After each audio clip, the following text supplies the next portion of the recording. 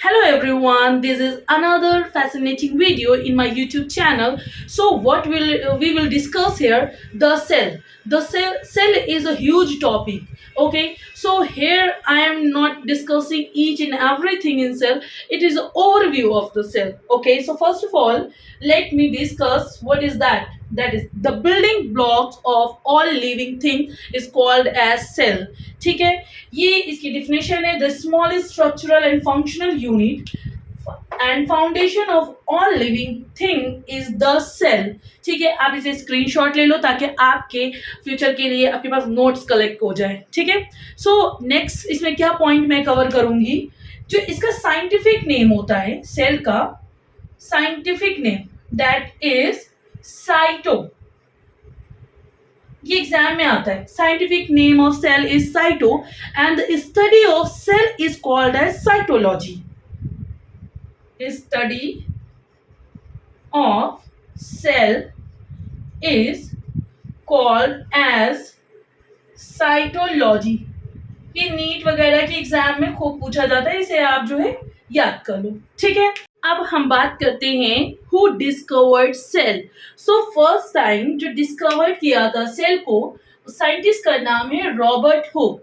Robert Hooke ने एक dead cell में इसको सर्च किया था, डिस्कवर्ड किया था. ठीक है, बट अगर बात करी जाए कि लिविंग सेल में किसने डिस्कवर्ड किया था, so the scientist name is Anton von Leeuwenhoek. But अगर एग्जाम में पूछा जाता है हु डिस्कवर्ड सेल, तो अगर ऑप्शन में आपके पास ल्यूवेनहॉक भी है एंड रॉबर्ट हुक भी है, तो आप आंसर हमेशा रॉबर्ट हुक ने लगाओगे. बिकॉज क्या होता है कि जिसने पहले डिस्कवर किया तो किया, चाहे वो लिविंग में हो चाहे वो नॉन लिविंग में हो, doesn't matter, but first time जो आंसर होगा that would be Robert Hooke. Okay, so the next point would be smallest. अगर हम बात करें smallest cell in the world में, अगर हम ओवरऑल वर्ल्ड की बात करें, ठीक है, पूरे वर्ल्ड में सबसे स्मॉलेस्ट सेल कौन सी है, दैट वुड बी माइकोप्लाज्मा. और अगर यही हम अकॉर्डिंग टू वर्ल्ड बात करेंगे तो largest cell that would be, वो कहाँ पाई जाती है, ऑस्ट्रिच एग में पाई जाती है. अब बहुत से लोग कंफ्यूज होते हैं लार्जेस्ट एंड लॉन्गेस्ट. तो लार्जेस्ट का मतलब क्या होता है, जैसे कि हमारा कुतुब मीनार बना हुआ है दैट इज लॉन्गेस्ट, और हमारा जो है लाल किला बना हुआ है दैट इज लार्जेस्ट. ठीक है, अब समझ में आ गया लार्जेस्ट एंड लॉन्गेस्ट में क्या फर्क है. अगर कभी इस तरह के क्वेश्चन आते तो आप कंफ्यूज मत होना. अब बात करते हैं अगर ह्यूमन में, अब यहाँ पे ऑल ओवर द वर्ल्ड बात हो गई थी, अब हम ह्यूमन में बात करते हैं. तो ह्यूमन में सबसे स्मॉलेस्ट जो सेल होती है वो मेल बॉडी में पाई जाती है एंड दैट इज स्पर्म. और अगर हम ह्यूमन में बात करते हैं लार्जेस्ट सेल की, तो वो हमारी फीमेल बॉडी में पाई जाती है, दैट इज ओवम. और अगर हम लॉन्गेस्ट की बात करते हैं सो वो हमारे न्यूरॉन जो कि ब्रेन में पाया जाता है. इतनी बात क्लियर हो गई. जो सेल होता है, a cell is a basic unit for forming any organism. ठीक है, अब इसमें हम क्या बात करेंगे, यहाँ पर हम एक ओवरव्यू देख रहे हैं, हम लोग समझ लेते हैं क्या सेल, कैसे हम लोग इसको एक्सप्लेन करेंगे. जब छोटी सी चीज हमें पता चल जाएगी तो हम पूरा सेल भी इजिली पढ़ देंगे. अब जैसे कि एग्जाम्पल है, सपोज ईट होती है, एक ईट से कोई मतलब नहीं होता. अगर हमारे पास कई ईट हैं, लाइक ये वन ईट है, ठीक है, अब ऐसे ही कई ईट को अगर मिलाएंगे तो हमारा एक दीवार खड़ी हो जाएगी. ठीक है, क्या बन जाएगी, दीवार. तो अगर इस तरीके से हमने देखा कि कई ईंटों को मिलाने के बाद दीवार हो गई. अब अगर इस दीवार को like 1 wall, 2 wall and 3 wall and 4 wall इस तरीके से करेंगे तो एक कमरा बन के तैयार हो जाएगा. अब कमरे की बात आ रही है, अगर कई कमरे होंगे like bedroom, drawing room, study room, kitchen, washroom, तो ये सब कमरे हैं. इन कमरों को अगर सबको अरेंज कर देंगे तो हमारा एक घर बन जाएगा. ठीक है, एक घर हमारा तैयार हो गया. इसी तरह से अगर सेल की बात करें तो सेल एक यूनिट होती है. ठीक है, ये एक सेल है, 2 सेल है, 3 सेल है, 4 सेल, इस तरीके से जब सेल को हम लोग ज्वाइन करते हैं तो ये एक तरह का टिश्यू बन जाता है. ठीक है, और जब कई टिश्यू आपस में कनेक्ट होते हैं, लाइक ये बहुत सारे टिश्यू हैं, ये टिश्यू वाला है, बहुत सारा ऐसे करके खूब टिश्यू कलेक्ट हुआ है, तो वो एक ऑर्गन बन जाता है. ऑर्गन जैसे हार्ट बन जाएगा, जैसे लंग्स बन जाएगा, जैसे लीवर बन जाएगा, सो मेनी. ठीक है। तो जब इन सारे ऑर्गन्स को अब अलग अलग तो रखोगे नहीं, ठीक है, हमारी बॉडी के अंदर सब है, सबको अरेंज कर दिया, तो क्या बन गई, एक ह्यूमन बॉडी बन गई। Human body, animal body, any body, वो एक बॉडी बनकर तैयार हो गई। तो ये मेरे ख्याल से इतना आपको पॉइंट क्लियर हो गया होगा। अब यहाँ पे हम डिस्कस करेंगे व्हाट इज सेल मेम्ब्रेन। अगर सेल मेम्ब्रेन की बात करें, कोई भी सेल है उसकी आउटर लेयर की बात हो रही, मेम्ब्रेन, ठीक है, जो एक मेम्ब्रेन लाइक परत, झिल्ली जिसको बोल सकते हैं। तो ये ज्यादातर किसमें पाई जाती है, प्लांट्स एंड एनिमल में, ठीक है। और ये किस चीज की बनी होती है, ये प्लांट और एनिमल दोनों में पाई जाती है, ये चीज ध्यान रखना, ठीक है। सेल मेम्ब्रेन, अब ये प्रोटीन की बनी होती है, और जो सेल के सभी अंग होते हैं इसी मेम्ब्रेन में रहते हैं, ठीक है। इतनी बात क्लियर हो गई। अब अगर हम सेल वॉल की बात करें, वॉल एक तरह की वॉल है, लाइक दीवार है, मजबूत दीवार, ठीक है। ये सिर्फ और सिर्फ प्लांट में पाई जाती है, और ये सेल्यूलोज की बनी होती है, ठीक है। और ये क्या प्रोवाइड करती है, सेफ्टी एंड शेप। पहले तो जो है ये एक वॉल, तगड़ी से वॉल टाइप की बनी हुई है, ठीक है। वॉल, हम लोग घर में रहते हैं तो क्या होता है, सेफ्टी होता है ना, और मेन चीज जो है इसको शेप भी देगी, जैसे घर में जैसे शेप होगा, लाइक ओवल होगा तो ओवल शेप प्रदान कर रही है, और अगर जो है सर्कुलर होगा तो सर्कुलर शेप प्रदान कर रही है, इस तरीके से, ठीक है। और जैसे सेल्यूलोज की बनी होती है, और हम लोग जान लेते हैं सेल्यूलोज की ज्यादा चीजें बनी होती है, जैसे ये मैं कपड़ा पहने हुए हूँ, ये किस चीज का बना है, कपास का बना हुआ है। तो कपास का बना है, कपास किस में आ रहा है, प्लांट में आ रहा है, तो इसका मतलब ये भी सेल्यूलोज की बनी हुई है, ठीक है। इतनी बात क्लियर हो गई। चलिए अब हम बात करते हैं नेक्स्ट पॉइंट की, दैट वुड बी माइटोकॉन्ड्रिया। इसको किसने जो ये खोजा था, इसको अर्थमैन ने खोजा था, ठीक है। इसको पावर हाउस भी कहते हैं, और इसकी जो इनर वॉल होती है उसको हम लोग क्रिस्टी बोलते हैं, ठीक है। अब हम लोग गोल्जी बॉडी की बात करते हैं, ठीक। अब गोल्जी बॉडी क्या है, इसको कैमिलो गोल्जी ने सर्च किया था, मतलब डिस्कवर किया था, तो इन्हीं के नाम पर इसको रख दिया गया गोल्जी बॉडी। इसका मेन काम क्या होता है, ट्रांसपोर्ट का। अब इसको हम लोग जैसे समझाते हैं, जैसे माइटोकॉन्ड्रिया होता है वो हर सेल में प्रेजेंट होता है। जैसे ये सेल की बात हो रही है, ये सारी चीजें इस सेल में, ठीक है। अभी तक हम लोग ने जो है सेल मेम्ब्रेन पढ़ा, देन सेल वॉल पढ़ा, अब हम लोग जो है यहाँ पे पढ़ रहे हैं माइटोकॉन्ड्रिया, तो इसके अंदर माइटोकॉन्ड्रिया भी होगा। और ये बॉडी के हर सेल की बात हो रही है, हर जगह, जितनी जगह सेल है, पूरा एक सेल वॉल ऐसे करके बना हुआ है, तो हर जगह माइटोकॉन्ड्रिया आपका होगा। जैसे माइटोकॉन्ड्रिया है, इसी में हमारा गोल्जी बॉडी ऐसे बना हुआ है, ठीक है। इसी में अब ये जो है, अगर ये सेल इसका काम अगर एनर्जी प्रोवाइड करने का है, तो इस एनर्जी को ले जाने का काम कौन करता है, ये गोल्जी बॉडी। अगर गोल्जी बॉडी नहीं होगा तो इस सेल में, जैसे मैं अभी आपको पढ़ा रही हूँ, तो मेरी एनर्जी कहाँ वेस्ट हो रही है, नॉट वेस्ट हो रही है, मेरी एनर्जी कहाँ यूज हो रही है, मेरी जुबान पे हो रही है, तो मैं थक जाऊंगी। लेकिन ऐसा नहीं होता है, जब थकता है इंसान है तो पूरी बॉडी से थकता है। तो लेकिन हमारे जो माइटोकॉन्ड्रिया है वो एनर्जी लगातार बना रहे हैं। वो कैसे बना रहे हैं, मेरे पैर में भी बना रहे हैं, मेरे हाथ में भी बना रहे हैं, मेरे सर में भी बना रहे हैं, मेरे गले में भी बना रहे हैं। तो ये गोल्जी बॉडी क्या करेगा, उसको पता चल जाएगा कि यहाँ पे एनर्जी का यूज हो रहा है, तो वो क्या करता है, एनर्जी को कलेक्ट करता है, और जिस जगह पे रिक्वायरमेंट होती है उस जगह पे जाके उस एनर्जी को दे देता है। तो अभी मुझे बोलने की शक्ति चाहिए, और मुझे जो है एनर्जी चाहिए बोलने में, तो वो हाथ पैर और सब जगह की जहाँ पे सेल पे जो है माइटोकॉन्ड्रिया लगातार एनर्जी बनाते रहते हैं, तो वो ले जाके कलेक्ट करके ट्रांसपोर्ट कर देता है। इससे क्या होता है, इससे जब इंसान थकता है तो वो पूरा थकता है। ये नहीं है कि कभी कोई ये नहीं कह रहा है कि मेरे नोज दर्द हो रही है, कभी ये कोई नहीं कहता मेरी आईज दर्द हो रही है, मतलब थक गया हूं मैं आईज से। कभी कोई ये नहीं कहता है कि मैं एक पैर से थक गया हूं, पूरा थकता है तो पूरी बॉडी थक जाती है, ठीक है। इतना क्लियर हो गया।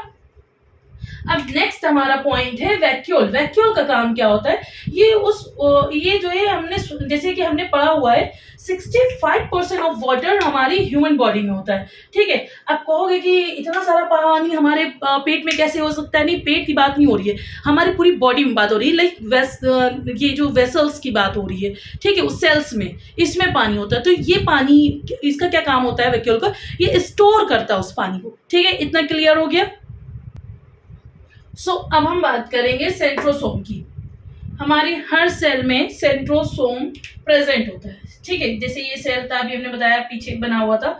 यहाँ पे माइटोकॉन्ड्रिया मैंने बना दिया, उसके बारे में बता दिया, गोल्जी बॉडी के बारे में बता दिया, ठीक है, वैक्यूल्स के बारे में बता दिया।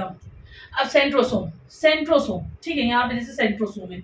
तो अब सेंट्रोसोम का पहले डिस्कवर्ड किसने किया था? सेंट्रोसोम को बोवरी ने डिस्कवर्ड किया था। इसका काम होता है सेल डिवीजन का, लाइक रीबर्थ का।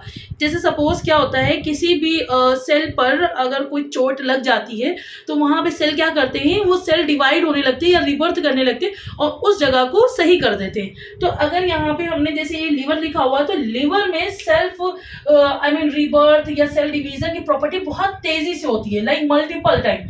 तो इससे क्या होता है, कैंसर क्या होता है, कैंसर जनरली क्या होता है, sudden change and sudden mutation. Sudden mutation मतलब कि अपने आप ही सेल डिवाइड होने लगी और अनकंट्रोलेबल होगी। जो अनकंट्रोलेबल सेल डिवीजन होता है उसी से कैंसर हो जाता है। अब यहाँ पे ये ब्रेन लीवर में और ब्रेन में क्या होता है, ये चीज़ नहीं, सेंट्रोसोम नहीं पाया जाता, जिसकी वजह से इसमें कैंसर के चांसेस, हम ये तो नहीं कहेंगे। अब आप ये बोलोगे कि इसमें कम होता है, तो मैम ब्रेन में तो ब्रेन ट्यूमर मैंने सुना है, ब्रेन ट्यूमर कैसे हो जाता है अगर इसमें सेल डिवीजन नहीं हो रहा, कैंसर होना नहीं चाहिए। नहीं हो सकता है, क्या होता है कि ब्रेन हमारे इसमें क्या होता है, 90% जो पार्ट होता है न्यूरॉन का, वो उसमें सेंट्रोसोम नहीं होता है, लेकिन जो 10% ग्लियल पार्ट होता है उसमें होता है। जो 10% वाला पार्ट है वो जब मल्टीपल टाइम डिवीजन लेता रहता है, होता रहता है, उससे कैंसर हो जाता है। तो मेरे ख्याल से आपको ये बात समझ में आ गई होगी। अब हम लोग नेक्स्ट पॉइंट कवर करेंगे, दैट इज एंडोप्लाज्मिक रेटिकुलम। ये क्या करता है, ये एक आंतरिक कंकाल प्रोवाइड करता है। इसमें दो टाइप के होते हैं। सपोज ये जैसे स्मूथ एंडोप्लाज्मिक रेटिकुलम है, एक रफ एंडोप्लाज्मिक रेटिकुलम है। स्मूथ का मतलब हो गया कि यहाँ पे सरफेस एकदम स्मूथ है। तो जब स्मूथ होता है तो कोई चीज चिकनी होती है तो वहां पे वसा बनेगी, यानी फैट का फॉर्मेशन हो जाएगा। तो ये कौन से साइड पर होता है, कि कौन रिस्पॉन्सिबल होता है, स्मूथ एंडोप्लाज्मिक रेटिकुलम में फैट बनता है, यानी वसा बनाएगी। और अगर रफ एंडोप्लाज्मिक रेटिकुलम की बात करेंगे तो इधर जो है प्रोटीन का फॉर्मेशन होगा। अब आप बोलोगे ये नहीं, ये करता नहीं, इस साइड में होता है, इस तरफ। और रिस्पॉन्सिबल कौन होता है, रिस्पॉन्सिबल होता है ये जो राइबोसोम। राइबोसोम का काम होता है प्रोटीन फॉर्मेशन का, राइबोसोम। ठीक है, इतनी बात क्लियर आ गई आप लोग? Okay, so the next point is ribosome.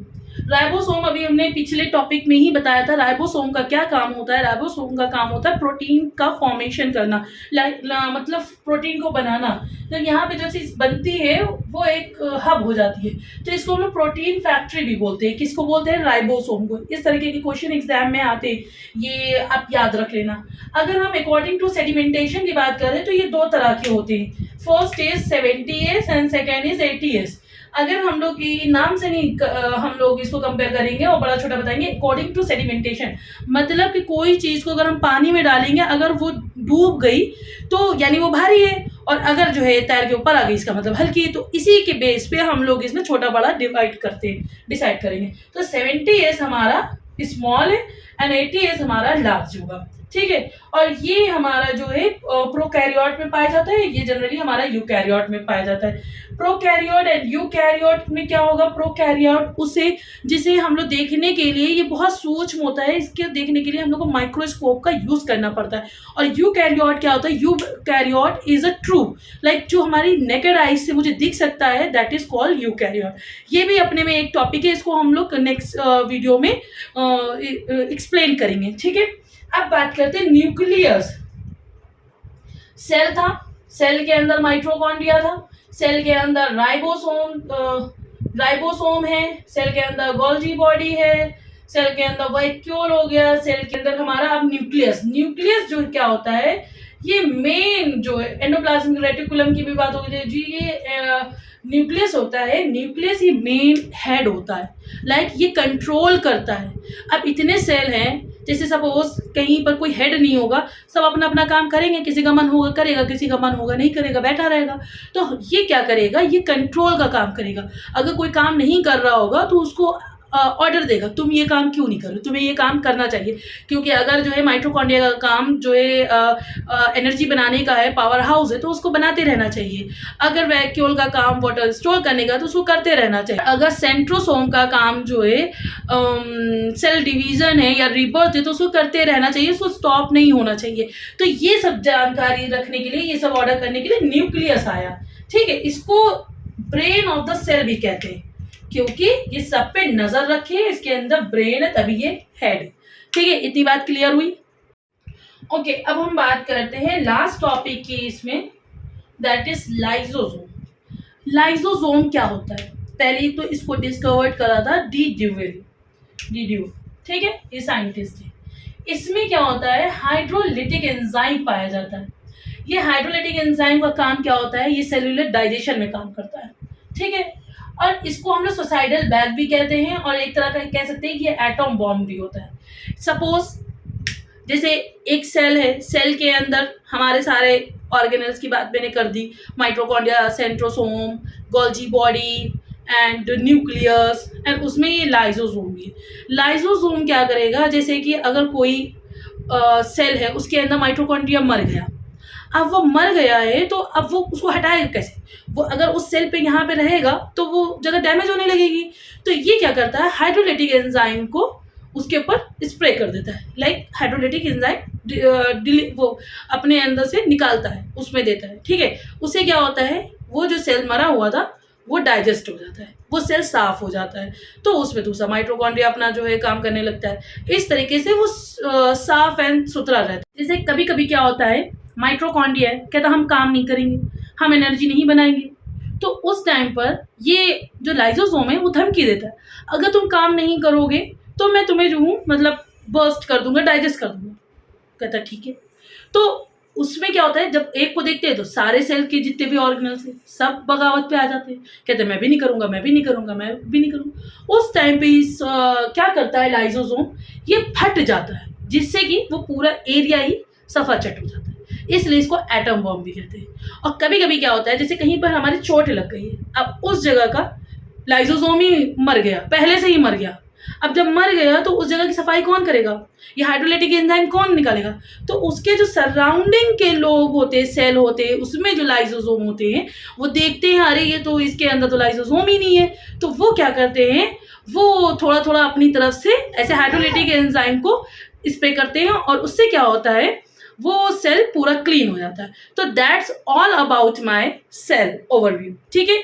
ऐसे ही वीडियो के लिए प्लीज मेरे चैनल को सब्सक्राइब करिए, फॉलो करिए। Thank you so much.